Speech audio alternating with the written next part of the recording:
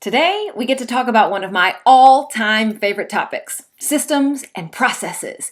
And I know, if you're the type of person who feels a little bit averse to the word structure, you might be thinking, I don't know how I feel about this. But I'm going to tell you why you should become best friends with systems and processes. This is one question. Do you want it to be easier to run your business? I know that answer is yes. And that is why systems and processes really matter. When you're running a business, oftentimes you get that sense that business is actually running you. It's a little bit like walking your dog and your dog's out of control and you're like, oh my God, and you keep trying to pull the leash back. You're like, get under control. Hit pause.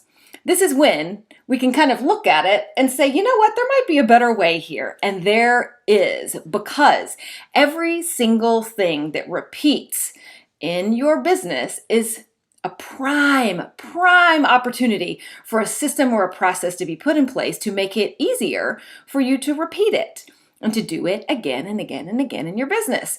So let's just give a good example so that we can all get on the same page of why system and process is really a great thing. So let's just say for a minute that you're going on vacation. You're going to Hawaii and you go get on that airplane.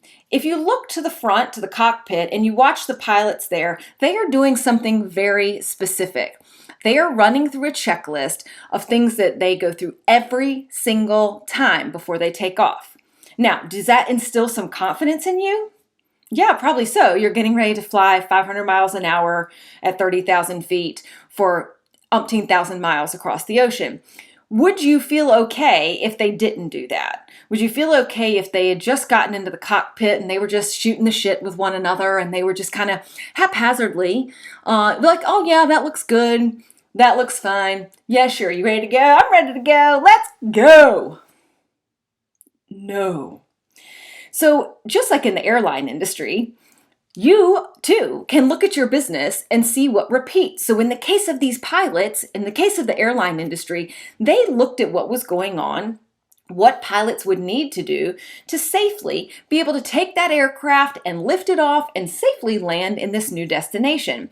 And that was a big game changer in the industry because it started to reduce error. No shocker, right? Like if those pilots don't have to sit in the cockpit and come up with what comes next, but instead they can just look at a checklist and tick it off, yeah, error is reduced for sure. And I think in that case, we can see why error could be a really bad thing. Even in our own businesses, however, not only do we want to reduce errors in our business, but we also want to make sure that we're running smoothly, that we're operating efficiently, that we have the ability to hand tasks over to other people, because guess what? You don't want to be the one doing all that work. You want some of the other people on your team to be able to do it. And systems and processes allow us to do all those things. And one of the things that I believe is most important is that when we build a system or process to house all that knowledge, we build it once, we get to execute it dozens, hundreds of times, we become better at it, and guess what we do? We save all that beautiful brain power to focus on the more important things in our work, as opposed to being like, oh yeah, how did I do that last month? I want to make sure your brain is really focused on the right work, driving the bus forward, doing the things that you need to critically think about. So if we can pull out those routines and processes so that you don't have to think about them so hard, guess what? This brain is free to do what it needs to do, and you can execute these tasks with greater ease. That's it. So in this course, we are going to do that. You are going to identify some things in your business that repeat. Anything that repeats in your business is a prime target for a system or process to be implemented. And I will say, I'm going to help you guide that decision so that you can figure out where to start first.